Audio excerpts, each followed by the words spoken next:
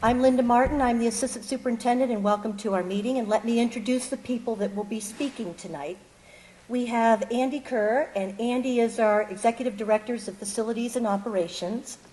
We have Lori Carter-Evans, and Lori is the Director of Transportation. We have Susan Stamm, and Susan is the Principal for Heritage Elementary. And we have two teachers that will be presenting tonight, and that's Melissa Ray and Andy Knight. And Melissa and Andy, would you like to stand and introduce yourself?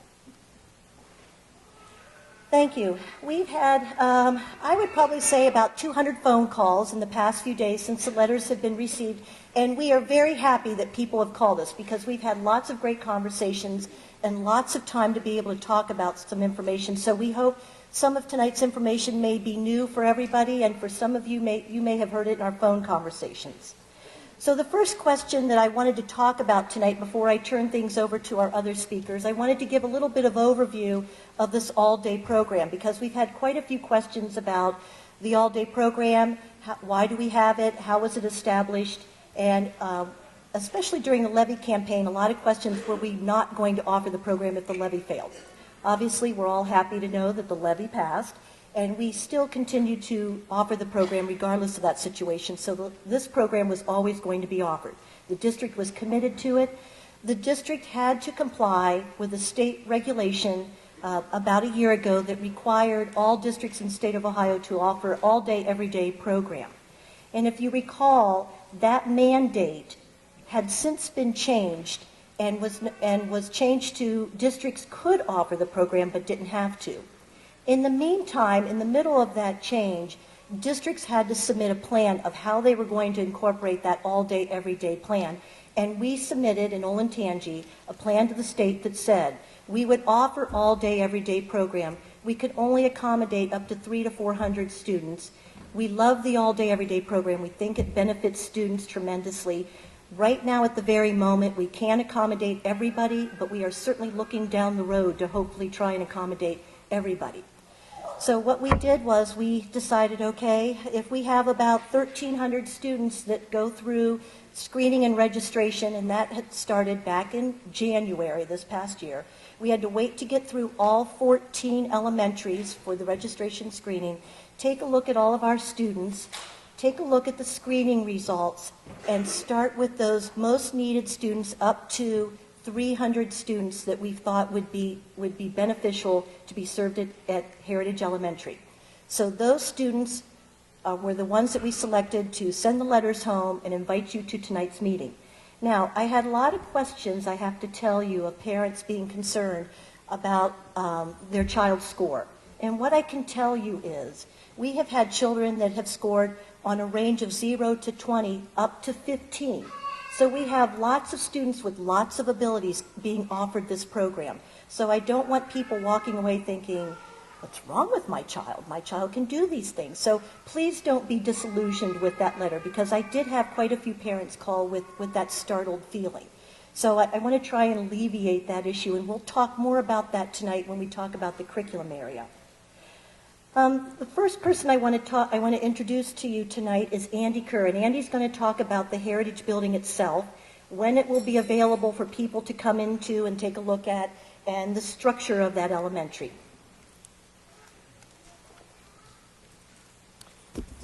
Thank you, Linda.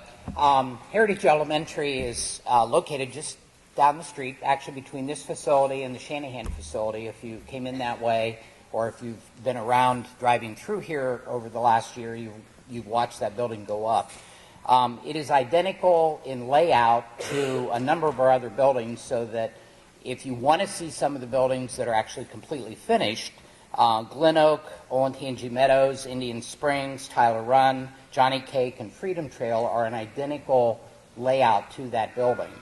One of the things that we wanted to do, especially for those of you that are new to the district or don't have children in the district yet, we're going to have 2 periods of time at the end of June that you're welcome to come to the building, take a look at the building, and that will be on Monday the 27th of June. The time for that one is between 10 in the morning and noon. And then on Tuesday the 28th to accommodate those that can't make it earlier in the day, we'll do the same for 3 to 5. The thing I will give you a heads up on, there will be no furniture in the building yet, as that furniture is not scheduled to arrive until the 6th of July. Our custodial staff will be there cleaning and getting the building finished. So you'll see the building kind of before the teachers have a chance to get in and make it a true school building, because it will only basically be the bricks and mortar and the finished material of the building. So it will look a little different than it will on the first day of school. So you're certainly welcome to come there. I will be there along with Susan Stamm, and hopefully some of the staff will be able to be there. So look forward to seeing you. And again, those other buildings are there, and if you've been in those buildings, that's the exact layout of Heritage Elementary.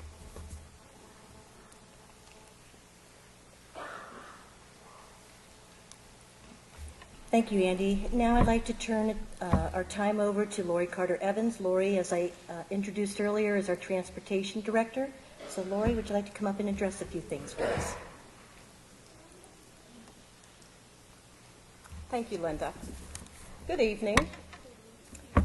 We are excited to have a bus full of little people on our buses next year, just for Heritage. It's not normal for us to have all kindergartners on our buses, but we're excited at the opportunity to do that. And we will be looking forward to transporting all of them to Heritage next year. I want to tell you just a little bit about transportation. Currently, we transport 9,800 students.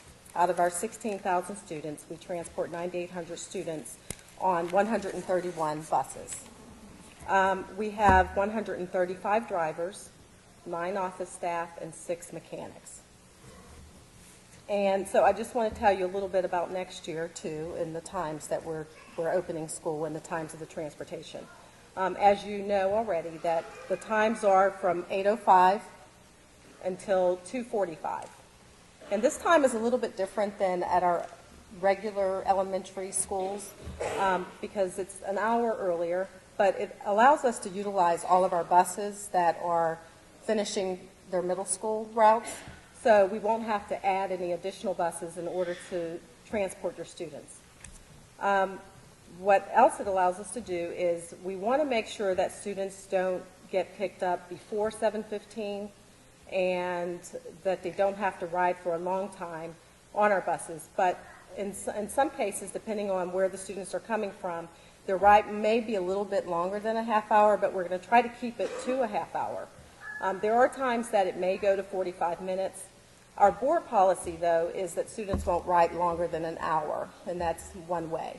Now, we do know that some students may come from a further distance than, close around Heritage or the Olentangy Meadows area. So we will have to work on those times. So we may have a bus that may not be full of kindergarten students if you're pretty far out.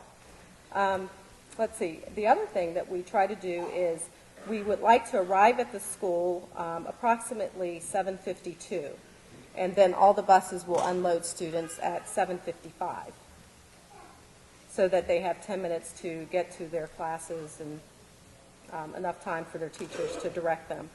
After school, at 2:45, we allow 10 minutes for students to load our buses, and then all of the buses will leave at 2:55. So sometimes parents may wonder, if you're expecting school to end at 2:45 and you live close to the school, you may think, well, my students should be here about 3 o'clock or 2:55. But actually, they are leaving the school at 2:55. Let's see, what else can I tell you about? We're going to answer questions at the end. Okay. Thank you. Okay, Mrs. Stamm, our principal for Heritage Elementary, you are up. Good evening, and if this is any indication of the parent support that we're going to have, I am thrilled that you guys are all here. It's absolutely wonderful. Just to give you a little bit of background about myself, and we do have a number of staff members that are here tonight, and I'll introduce them in just a second so that you'll have an idea of what we're dealing with. I wasn't I've been in the district for 11 years and have been in education for 26 years, almost 27. Am a Hoosier, becoming a Buckeye fan, but was born and raised in Indiana, moved here 11 years ago for my husband's work, and my heart lies in early literacy. So when the thought of opening up an elementary building with all kindergarten students, it wasn't until that decision was made that I even showed an interest in that job. So I'm here because I want to be here, and I want to really work with these little kindergartners. That's very, very exciting to me. Now, the staff that came on board, everybody that we've hired to date, are all what we would consider voluntary transfers. So they're people who looked at that opportunity for it to be an all-day, everyday kindergarten program and said, I want to be a part of that. And those people that are here with us tonight, that'll be teaching kindergarten. Christina Bailovsky, who, Christina, if you'll stand, please, is from Walnut Creek Elementary. She's been an intervention specialist in the district. So this will be kindergarten for her first. And then I have kindergarten team from Glen Oak Elementary, Susan Cooper, Keely Nagy, and Miss J, Natalia Yanikievsky. They all have been at, Keely and Natalia have been at Glen Oak since we opened that building. Very excited to have them come work with kindergarten students as well. Jennifer Larger is here tonight. Jennifer has been on a leave of absence and is returning to Olentangy Schools. I don't believe Sarah Newman is here. No, not here. Melissa Ray is going to be speaking a little bit later. Melissa has taught kindergarten in the district before, is currently at Freedom Trail Elementary teaching, is a literacy support teacher. So she's going back to the classroom and is excited to be doing that. Barb Wenzel is a literacy support teacher from Arrowhead Elementary and also is wanting to return to the classroom and teach kindergarten, so we're excited for that. Lisa Simla is also a kindergarten teacher from Arrowhead Elementary who wants to join us.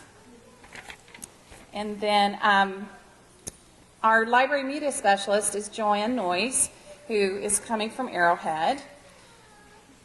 And we also have Heather Schwamberger, who is returning. She will be an intervention specialist with us at Glen Oak. And then we have Mr. Andy Knight, who is also at Glen Oak, who has a variety of experiences and who is going to be our literacy support teacher there at Heritage. Sorry.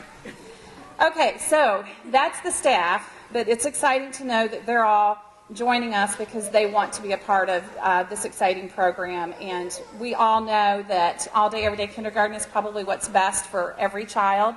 But as Mrs. Martin said earlier, it's not something that the district can offer to everyone at this time. So we're really, really excited to be doing this. The class assignments, you might be wondering, how are we going to make that determination? Well, since there are basically 15 sections of kindergarten that are going to be at Heritage Elementary, each section is going to be named an elementary building, and we're going to try to keep all the students that are coming from that elementary building together in that classroom, so that when they return the following year to first grade at their home school, they'll be familiar with some of their classmates. That's the idea there. Special schedule, we do have all of our, I mentioned that Joanne was here tonight. We also have hired a PE teacher, Mr. Baker from Glen Oak will be joining us. Leslie Zauler is an art teacher who has been traveling throughout the district in elementary art. And Leslie Diedrich is going to be our music teacher who has been teaching strings at the middle school level but has a background with preschool music.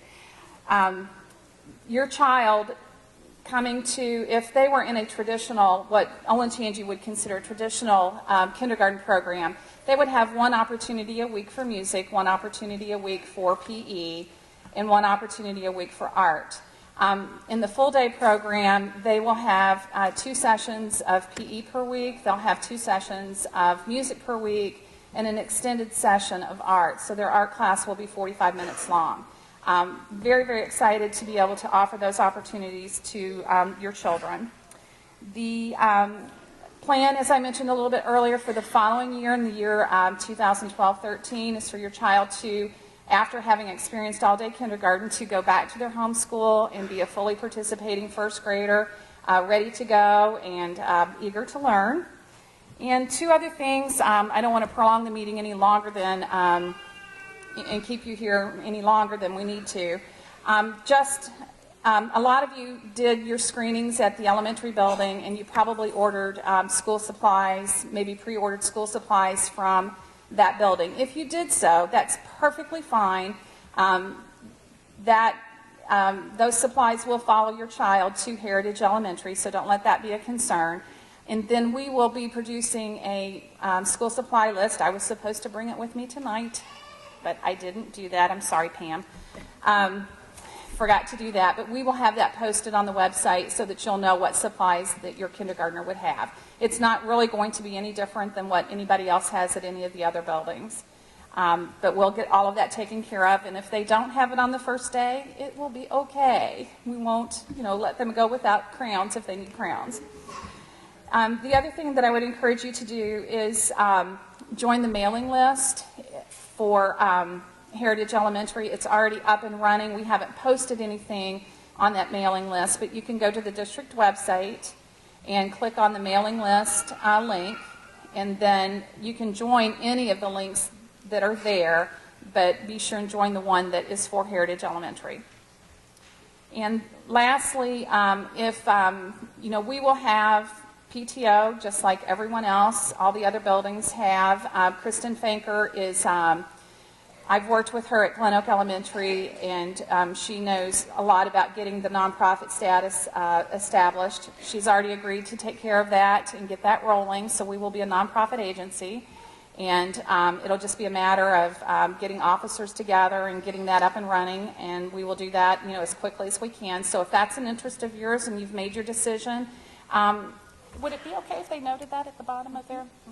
If on your registration form, if you have an interest in being an officer or heavily involved in PTO, go ahead and put that on that form, and we'll get a list together and be in contact with everyone.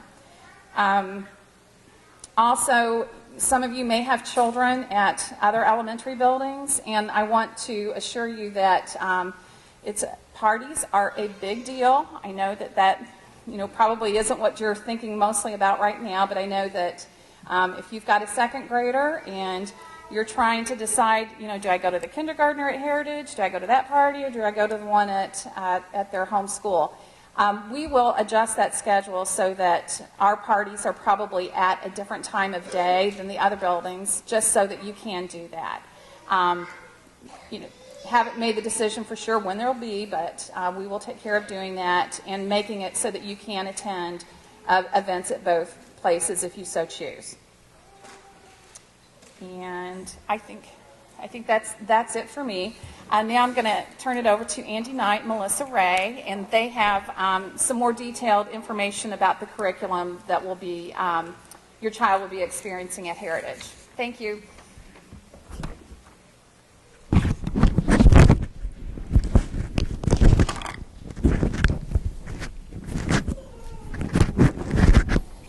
Okay, thanks, Susan. Appreciate that.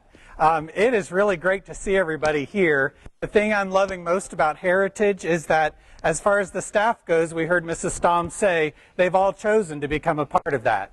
So our wish is that we hope you will choose to become a part of our school too. There's nothing better than having everybody who's there want to be there. So welcome aboard. I hope to all of you who will make that choice. So Melissa and I were asked to help you think a little bit about what's a kindergarten day like. Well, how many of you have had a kindergartner go to school already?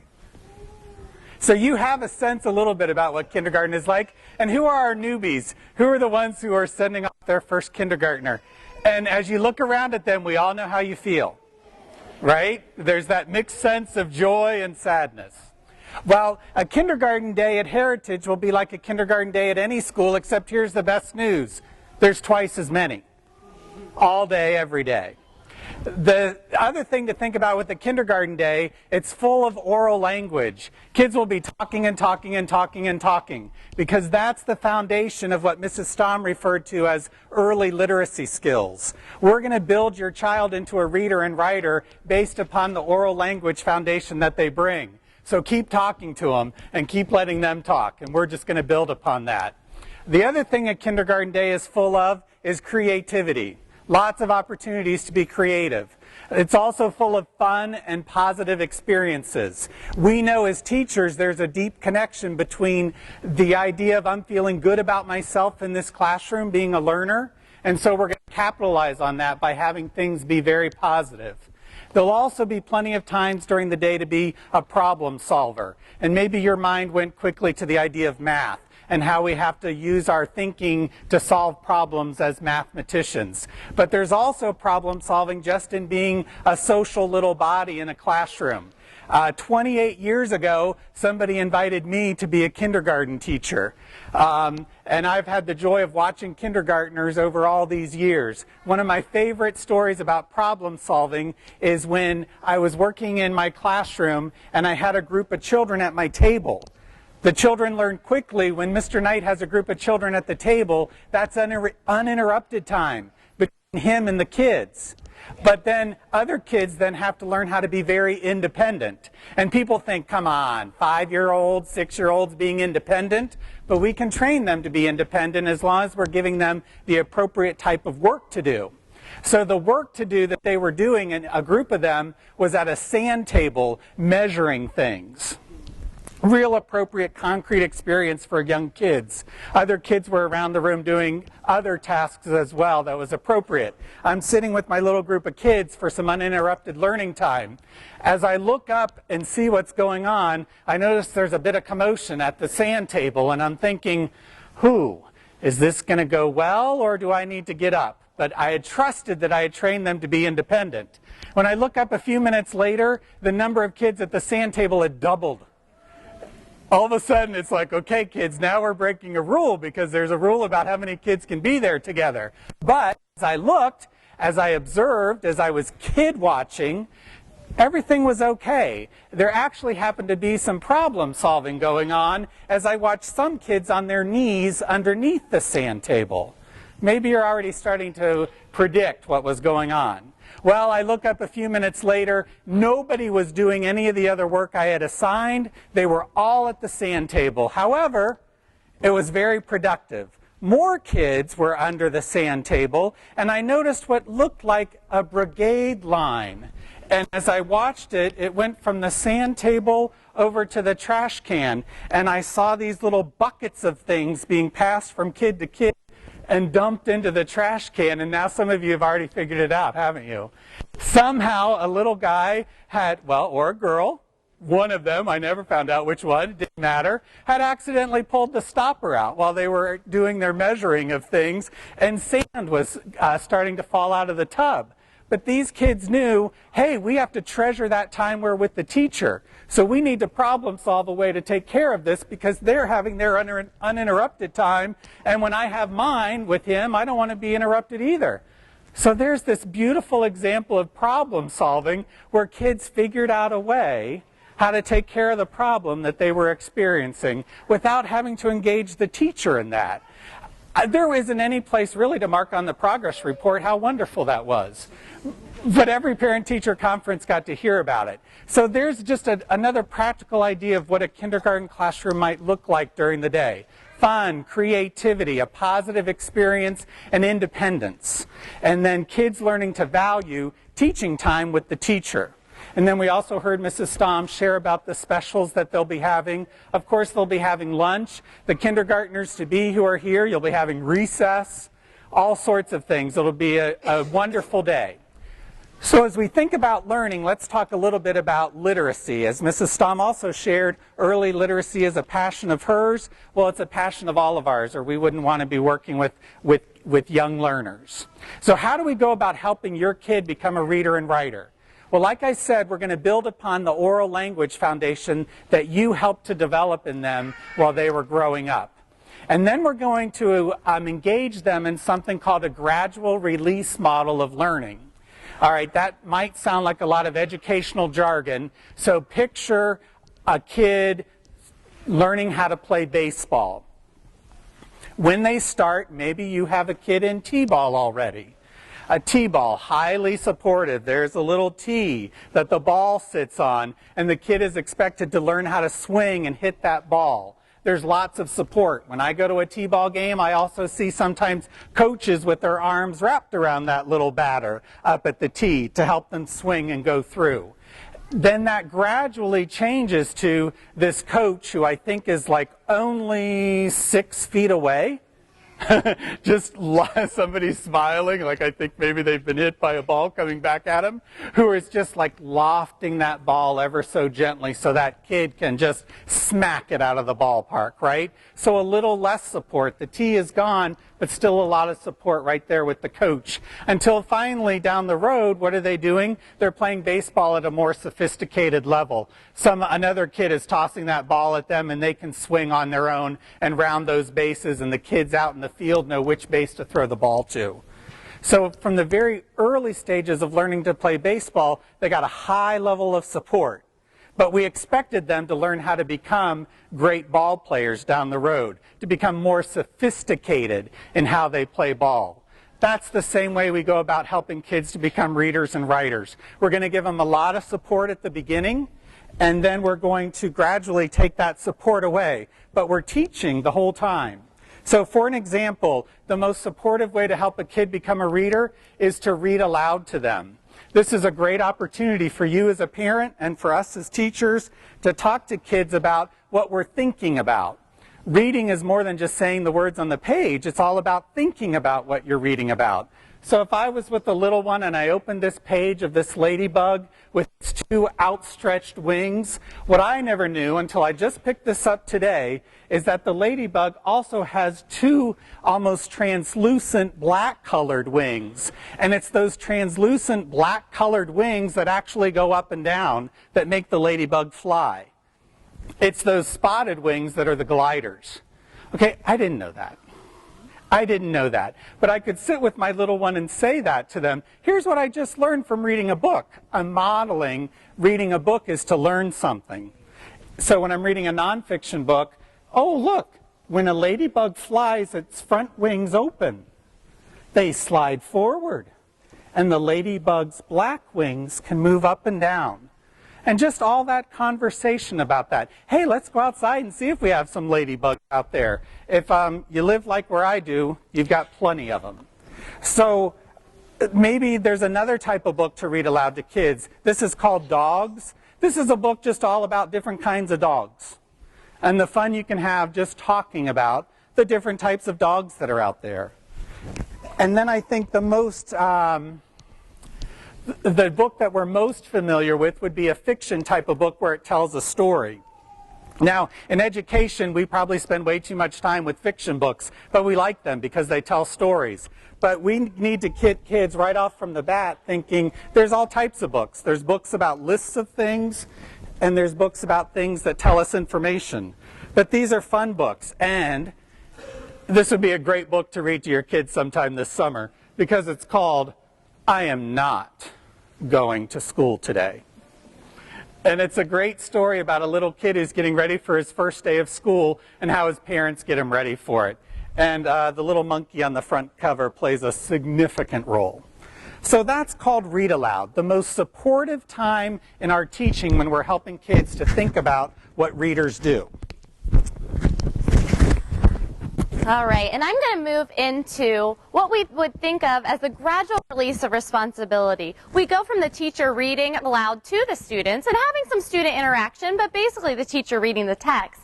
And we can move into what's called shared reading. What you'll see a lot of times are these big books. This one's called The Birthday Cake. May not be as complex of a story as some of the fiction books that we will be reading aloud, but this is a time when your child starts feel like he or she is becoming a reader. In these types of big books, the text is generally enlarged, and I'll have Andy show you. the words are enlarged, and a lot of times what we'll do is we'll use this very fancy pointer with the bracelet on it, and we'll point to the words and have the children read along with us. So it'd be something like a red cake, a yellow cake. And you may think, well, my child's just memorizing these words, and in a way they are, but there's so much that we can teach through a book like this. A blue cake, a pink cake. We can work on the high frequency word A. We can talk about that word. We could use a Post-it note and cover up this word. What would that be? Well, we're using the picture clues to figure out it's a brown cake. So the teacher and the student are working together through this text. There are a lot of other books, big books that you would be seeing. Also poetry. A lot of times you'll see large poems. Children love to read poems along with their family, with their teacher, and that's shared reading or choral reading. Oh, you don't need my pointer, I guess. So we're going through this gradual release of responsibility. Teacher was doing all the reading, having a conversation. Kids started getting engaged and reading along with the teacher in the big book. Then we're going to move to, and the key here is gradually, we're going to move to some smaller books that are going to look and sound a lot like these big books, and that being they're going to have lots of repetition in them, okay? Let me just share one with you called The Sky. If I gave this to some kids, I would say, you're going to read and learn about some things that are in the sky during the day and during the night. And so I love this first page, and I know you all can't see it, but there's a picture of a sky with a couple of clouds and an airplane flying. Now, the only two words on this page is the sky. So there's a bit of, again, I'll go back to problem solving going on. The kids will know the word the by the time we give them this book. And then they've got to think, wow, I'm looking in the picture, I see sky, I see clouds, and I see a plane. And this word, this other word, starts with an S. And I've learned through my alphabet chart in my studies that S makes the sound S. So I'm not going to say the clouds, because cloud starts with a K sound. I'm not going to say plane, because plane starts with a P sound. I'm going to say sky, because sky starts with a S sound.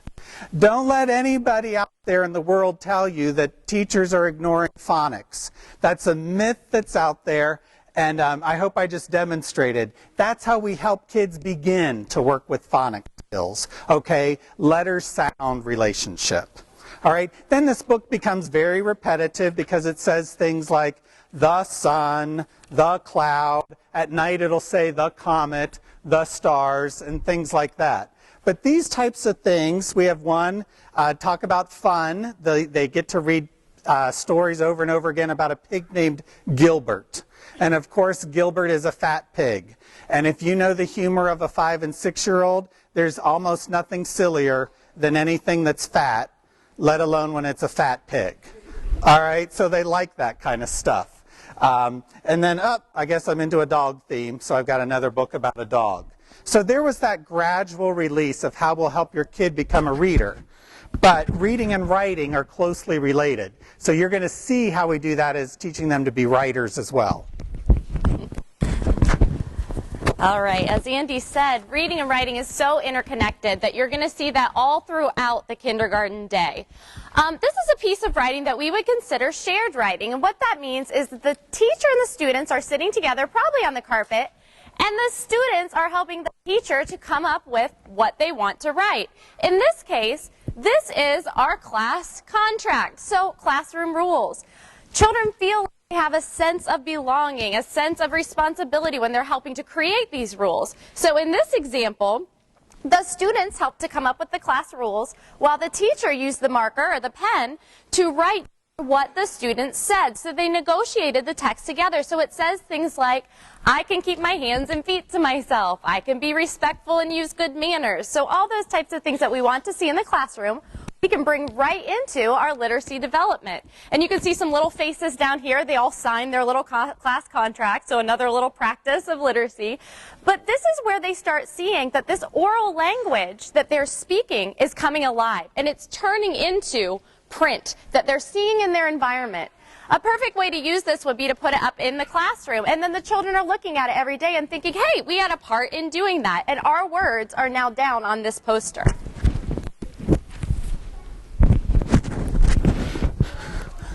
So then what will a clever kindergarten teacher do?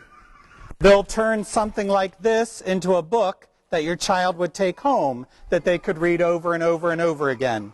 Over my years of teaching, what has captivated parents the most and brought the most joy to them is when a little kindergartner brings home something that they can read. And we can make that happen very early in the year. Now, what we're going to switch to is something called interactive writing. And those of you with Superman eyesight, you're probably noticing that the print all doesn't look gorgeous. You're probably noticing that the teacher wrote some of it, but the children actually came up and took turns writing some of it. Melissa said a phrase, negotiating the text. So this is from Miss J's classroom. She taught the children very early in the year the routine of what to do when they come in every day. That's the other thing good teachers know. 5- and 6-year-olds love routines. Think about your bedtime story. You try to skip a page, or you try to change the sound of a character's voice, they're right there to get you, right? And they want you to tend to how you've always done it. So Miss J took advantage of the idea of routines and established routines. But then to teach her children about phonics, to teach her children about writing and about reading, she helped them think about how to word this. So their first job every day is to put folders into this basket that she has. Now, what we want the children to do is come up with how are we going to say that. It's so easy to tell them how to do it, isn't it? I was guilty for the longest time of just telling.